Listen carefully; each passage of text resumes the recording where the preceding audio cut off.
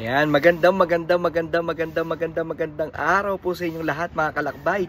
Isa na naman pong araw na punong-puno ng pagpapala na galing sa ating Panginoon at isang maghapong mararamdaman po natin ang kanyang patnubay at gabay at mararamdaman natin ang init ng pag-ibig ng Diyos. Yan po ang ating panalangin at pagbati para po sa araw na ito. Amen po ba? Amen. Ngayon po ay Monumental Monday. M&M, di ba?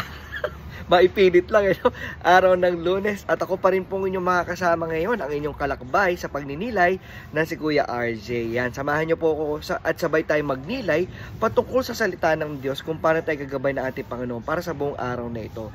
Pero bago po tayo magsimula sa ating pagninilay, tayo po muna ay manalangin. Ano yung ipipray natin? Siyempre, yung ating favorite prayer sa feast, ang novena to God's love. In the name of the Father, the Son, the Holy Spirit. Amen. Today I receive all of God's love for me. Today I open myself to the unbounded, limitless, overflowing abundance of God's universe. Today I open myself to God's blessings, healing, and miracles. Today I open myself to God's word so that I become more like Jesus every day. Today I proclaim that I'm God's beloved, I'm God's servant, I'm God's powerful champion, and because I am blessed, I am blessing the world. In Jesus' name, Amen. Para lang po sa araw na ito, hayaan nyo pong gumamit ako ng English version. Nagkaroon po ng senior moment. Okay po. Ang ating pong gospel for today ay galing po kay John chapter 4, verse 43 to 44. At that time, Jesus left Samaria for Galilee. For Jesus himself testified that a prophet has no honor in his native place. When he came into Galilee, the Galileans welcomed him, since they had seen all he had done in Jerusalem at the feast, for they themselves had gone to the feast. Then he returned to Cana in Galilee, where he had made the water into wine. Now there was a royal official whose son was ill in Capernaum. When he heard that Jesus arrived in Galilee from Judea, he went to him and asked him to come down and heal his son, who was near death. Jesus said to him, "Unless you people see signs and wonders, you will not believe." The royal official said to him, "Sir, come down before my child dies." Jesus said to him, "You may go, your son will live." The man believed what Jesus said to him and left. While the man was on his way back, his slaves met him and told him that his boy would live. He asked them when he began to recover. They told him, "The fever left him yesterday about 1 in the afternoon." The father realized that just at the time Jesus has said to him, "Your son will live." And he and his whole household came to believe. Now, this was the second sign Jesus did when he came to Galilee from Judea. Lord, para po sa araw na ito, may we be able to receive your message, the words that you want us to hear. And allow us, Lord God, not just hear it, pero maisabuhay namin at maibahagi namin sa aming kapwa. And all this we pray today in Jesus' name, Amen. Alam niyo po, dalawang bagay lang po yung gusto kong tuunan ng pansin dito. Una-una yung pagpapagaling ni Jesus dun sa royal official. Bakit? Imagine at that time, nung time nila, yung mga royal official na yan, mga kaaway, mga kalaban. Kumbaga ito yung mga Romano na sumasakop sa kanila, di ba? Can you imagine that? Iba talaga si Jesus, no? Hindi niya sinabi, teka, bakit kita pagagalingin? Kaaway ka. Di ba? Ba't ko pagagalingin yung anak mo?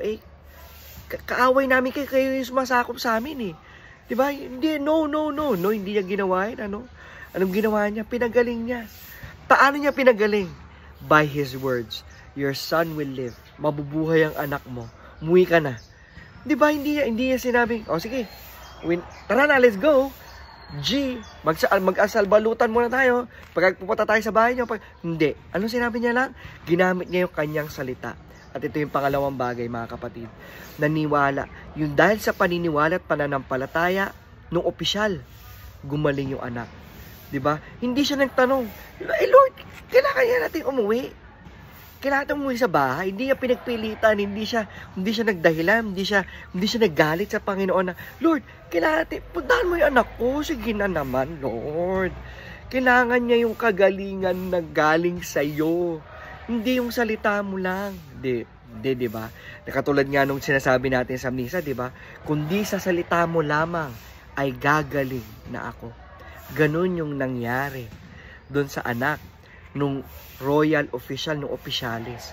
Pero alam niyo yung mahalaga doon? Ano yung mahalaga doon? Tanong sa akin kung ano? Ano? Yung pananampalataya at paniniwala nung opisyalis kay Jesus. Nasa salita lang na binanggit, 'di ba? Imagine malayo yung Capernaum doon sa Cana. Malayo 'yun. 'Di ba? Malayo yung paglalakbay. Pero naniwala siya. Kumbaga nung sinabing umuwi siya. Hindi siya nagduda. Hindi siya yung we don't know, pero I would like to believe habang nasa gitna siya ng daan naglalakad. Hindi gagaling nga kaya talaga anak ko. Alam niyo mga kapatid, ayan may mga pagkakataon sa ating buhay na kailangan nating magtiwala, maniwala at manampalataya sa salita ng Diyos. Na nandyan siya parate na kanyang pangako sa iyong buhay ay matutupad. Handa ka namang maniwala, magtiwala at manampalataya sa Kanya? Tayo, katulad ng royal official, di ba? Tayo po ngayon ay sama-samang manalangin. Lord, sa gitna po ng aming problema, challenges, issues, concern, Lord, bigyan mo po kami ng sapat na lakas na kami ay maniwala, manampalataya at magtiwala sa iyong salita. Lord, maaring mahirapan kami, magkaroon kami ng pagdududa. Pero Lord, naway sa gitna ng aming pagdududa, piliin naming maniwala, magtiwala at manampalataya sa iyong salita. At lahat ng ito, Lord God, idinadalangin namin sa iyong pangalan, sa pangalan ng iyong anak na si Jesus. Amen. In the name of the Father, the Son, the Holy Spirit. Amen.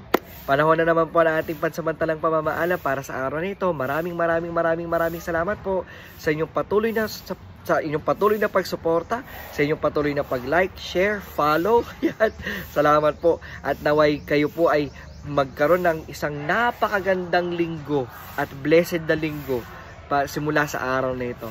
God bless you mga kapatid. God is in you. Continue shining His light because believe it or not, you are a blessing. God bless. Bye.